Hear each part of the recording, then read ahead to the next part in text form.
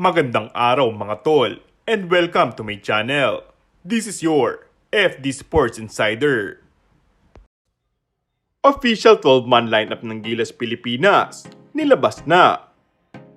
2 araw na nga lang ang inaantay ng lahat para sa muling pagbubukas ng FIBA World Cup 2023 na gaganapin sa Biyernes, August 25 hanggang September 10. Opisyal lang ipinakilala ang final 12-man lineup ng Gilas mula sa 16-man pool. Sinabi ni Coach Chot Reyes na gagamitin niya ang tune-up games laban sa Ivory Coast, Montenegro at Mexico bilang batayan sa pagpili ng Final 12. Ang Gilas ay nagtala lamang ng 1 of 2 standings sa mga naging laban na iyon. Aminado naman si Reyes at ang kanyang coaching staff na naging mahirap sa kanila ang gumawa ng desisyon sa pagpili ng 12 manlalaro na kakatawang para sa pambato ng bansa, lalo na at nalalapit na ang pagbubukas ng FIBA World Cup 2023. Very hard, and I'm really dreading that time to come, ani ni Reyes noong Martes, August 15, nang matanong kung gaano kahirap ang pagpili ng 12-man lineup.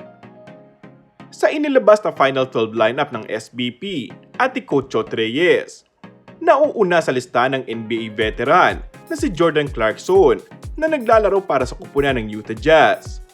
Sinundan ito ni Scottie Thompson, Kiefer Ravena, Roger Pugoy, Dwight Ramos, Renz Abando, CJ Perez, Jamie Malonzo, Japet Aguilar, AJ Edu, Junmar Fajardo, at ang 7'3" na si Kai Soto na magsisilbing pangunahing main center ng Gilas.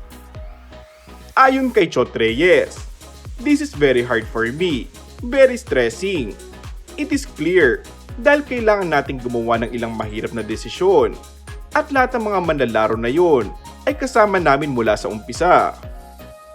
Ginawa nila ang lahat ng inihiling namin sa kanila. Palagi silang naroroon.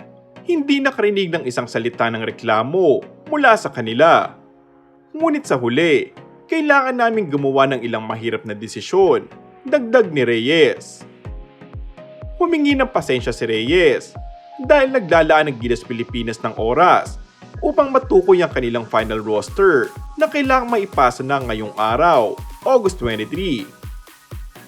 Alam kong maraming tao ang gustong magkaroon ng mas maagang anunsyo ng lineup o pagpili, sabi ni Reyes.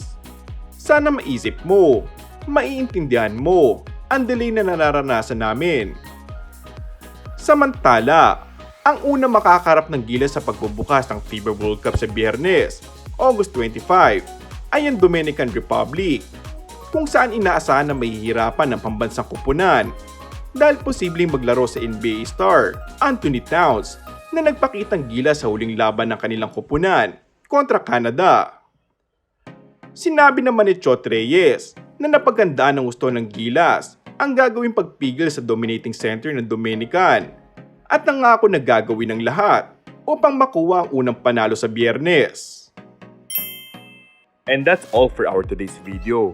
Kung bago ka lang sa aking channel ay mag-subscribe at pindutin na rin ang notification bell. Maraming salamat!